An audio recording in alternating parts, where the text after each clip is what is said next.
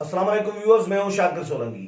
Viewers, आज आखिरकार वफाकी हुकूमत ने फैसला कर ही लिया है कि 15 दिन मजीद लॉकडाउन पूरे मुल्क में जारी रहेगा और ये 30 अप्रैल तक ये वफाकी काबीना ने आज मंजूरी दी है। वजीर आजम इमरान खान आज तक तो लॉकडाउन के मुखालफत ही करते रहे हैं और लेकिन लॉकडाउन पूरे मुल्क में था, भी सूबों में भी था, इस्लामाबाद में भी था, लेकिन वजीर आजम कहते रहे उसके बावजूद कि लॉकडाउन नहीं करेंगे। पता नहीं किसको लॉकडाउन वो समझते हैं। तो आज जो फैसला किया है उसमें भी दो फैसले अलग अलग किए हैं। यानी एक फैसला लॉकडाउन का है, दूसरा फैसला लॉकडाउन न करने का समझे। यानी इंडस्ट्री, मुख्तलिफ जो इंडस्ट्री है, तामीराती इंडस्ट्री, वो खोलने का फैसला किया गया है और ज़रूरी इंडस्ट्री खोलने का फैसला किया गया है। गंदम की कटाई वगैरह चलती रहेगी और मतलब ये लॉकडाउन कैसा होगा, लॉकडाउन पर अमल दरामद किस तरह कराया जाएगा, कितना परसेंट लॉकडाउन होगा नहीं होगा, इस पर आज बात करेंगे। रजा खट्टी साहब हमारे साथ मौजूद है। आजकल क्वारंटाइन होते हैं, खट्टी साहब भी घर में ही होते हैं और अपना चैनल भी चला रहे हैं। जहां तक खट्टी साहब, बहुत शुक्रिया, welcome sir, welcome to show. Khatti साहब, ये दो अलग अलग फैसले हैं कि लॉकडाउन भी करेंगे, इंडस्ट्री भी खोलेंगे, तो ये कैसा लॉकडाउन होगा? सर, मेरा ख्याल है कि बहुत शुक्रिया आपका। लॉकडाउन जुज़वी नहीं है। लॉकडाउन मेरा ख्याल है कि उन्होंने जस्ट कहें कि ख़त्म करने का ऐलान किया है। ये कि उसको मैं थोड़ा सख्त वो कह रहा हूँ, लेकिन ये कि जब आप जितनी इंडस्ट्रियों का आपने गिनवाया, जब वो आप ख़त्म करेंगे तो ज़िंदगी रवां दवां हो जाएगी। तकरीबन 30-40% फ्लाइट्स खोलने का ऐलान किया है। अच्छा, हाँ, फ्लाइट्स हाँ। भी वो तारीखें दी है। तो अब ये इशू ये है कि ये ज़रूर के तमाम चीफ मिनिस्टर से उनका राब्ता हुआ होगा, इन फैसलों में वो शामिल होंगे। लेकिन कल जिस तरह सीएम सिंध कह रहे थे कि वो जो रेशो सिंध में आ रहा है पॉजिटिव केसेस का, वो बहुत ज़्यादा है। वो कह रहे थे कि मुकम्मल लॉकडाउन होना चाहिए और ऐसा लॉकडाउन कि लोग अपने घरों से भी बाहर न निकले। लेकिन अब जब इस तरह का ये फैसला हुआ है, अभी तक सिंध हुकूमत का इस सिलसिले में कोई मौक़िफ़ नहीं आया कि उनकी राय क्या थी इस इजलास में और किस तरह फैसला हुआ। लेकिन मेरा ख्याल ये है कि जिस तरह सिंध का मौक़िफ़ कोरोना के फैलाव के हवाले से था, उससे मुझे लगता है कि ये फैसला उनकी मर्जी के ऊपर नहीं हुआ। एक तो ये, दूसरा ये हुआ कि ये इंडस्ट्री खोलने का क्योंकि सिंध हुकूमत तो पहले दिन से ये कह रही थी ना कि मुकम्मल कर्फ्यू की शक्ल का लॉकडाउन। बिल्कुल ऐसा ही है, ठीक है और ना? पहले दिन से प्राइम मिनिस्टर मुखालफत करते पहले दिन से मुखालफत करते रहे। तो अब इस सारी सूरत हाल में जो हम देख रहे हैं, उसमें मेरा जो ख्याल है, मुझे ये लगता है कि इसमें कोई जो है वो उनकी मर्जी शामिल नहीं थी। और यहाँ मैं आपको एक और बात बताऊं, ये मुख्तलिफ पॉलिटिकल पार्टीज, खुसूसन हुकूमती जो पार्टी है उसके मीडिया विंग, जो सोशल मीडिया विंग काम कर रहा है, वो कह रहा है कि 8 अरब रुपए सिंध के सीएम ने राशन बांट दिया है सूबे में। अच्छा, ये इसकी कैंपेन चलाई गई है। 8 अरब रुपए बहुत बड़ा अमाउंट है। मेरी आज सिंध में 2 जिम्मेदार लोगों से बात हुई। एक का मैं नाम ले लेता हूँ आपके प्रोग्राम के तवज्जुह से, वो रशीद चन्ना साहब जो सीएम के मीडिया कोऑर्डिनेटर है। उन्होंने कहा कि सिर्फ हमें वजीर आला के प्रिंसिपल सेक्रेटरी नहीं, मुझे ये मालूम नहीं, मैं पीएस है। हाँ। तो उन्होंने ये बताया कि 1 अरब रुपए का हमने कोई राशन दिया है, लेकिन वफा की तरफ से कुछ भी 1 रुपया भी नहीं दिया गया। लेकिन एक दूसरी मेरी बात हुई एजाज मेहर साहब से आज। उन्होंने कहा इशू ये हो गया है कि वहाँ जितना राशन आया है, ये वो वहाँ लोकल बॉडीज की मार्फत बांटने जा रहे हैं। वो लोग कहते हैं कि अगर हमारे फर्ज करें एक काउंसलर के वार्ड में अगर 2000 घर हैं और ये दे रहे हैं 50 राशन के पैकेट, तो वो कह रहे हैं हमें लोगों से जूते तो नहीं खाने, या तो 3000 दें या तो हम ले नहीं जाएंगे। लेकिन तो 3000 ही लोग मुस्तैद तो नहीं होते ना। 3000 तो नहीं होंगे, लेकिन आप देखें ना सर, जो रेशो है ना हमारे पास इंटीरियर सिंध में, वो गुर्बत का ज्यादा है। ठीक है ना? अगर 3000 में से 1000 भी हैं, चले हम आपकी बात, इतने तो होंगे, 1000 होंगे ना।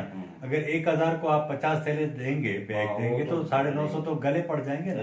एक नया इशू हो जाएगा। तो अब हो ये रहा है कि पुलिस वाले जाते हैं रात को घरों में फेंक आते हैं बकौल उनके। ठीक है ना? तो अगर इस तरह की सूरत हाल है तो जाहिर बात है आपको एक बहुत ज्यादा पैसा चाहिए। अब हुआ ये कि जब वफाकी हुकूमत ने एक काम तो अच्छा किया पैसे देने का, लेकिन उसमें कोरोना बढ़ा है। आप देखिएगा आज जो सबसे बड़ी गलती की है गवर्नर सिंध इमरान इस्माइल ने, वो 29 गाड़ियों के काफिले के साथ पहले गया है ठट्टा, फिर आया है बद्दीन। अच्छा, ठीक है, 29 गाड़ियां थी।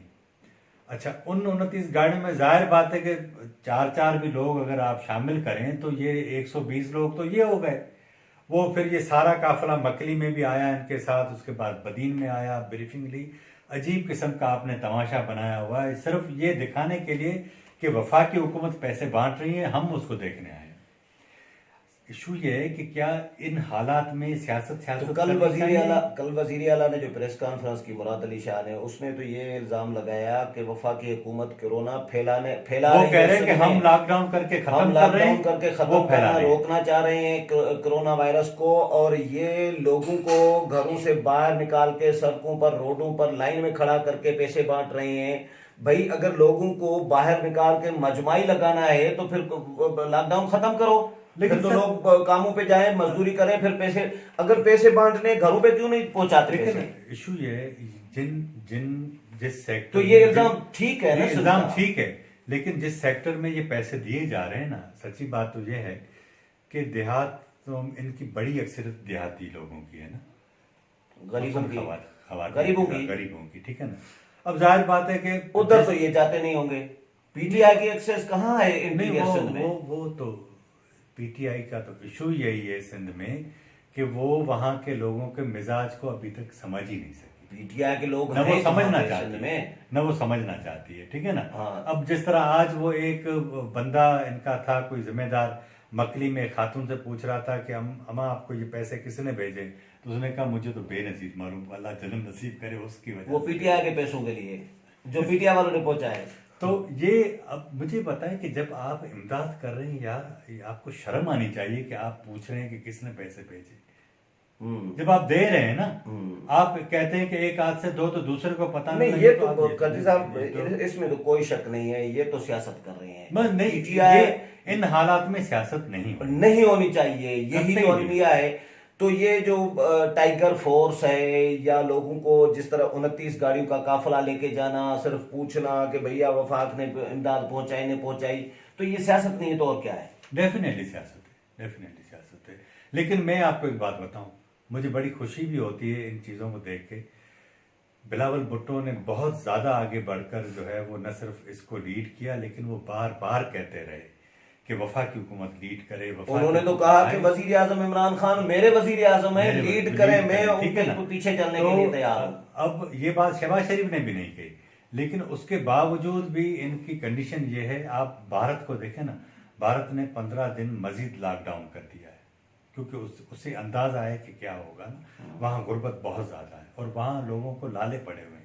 लेकिन उसके बावजूद तमाम सियासी जमातें इकट्ठी हैं, लेकिन इमरान खान साहब ये नहीं करना चाह रहे।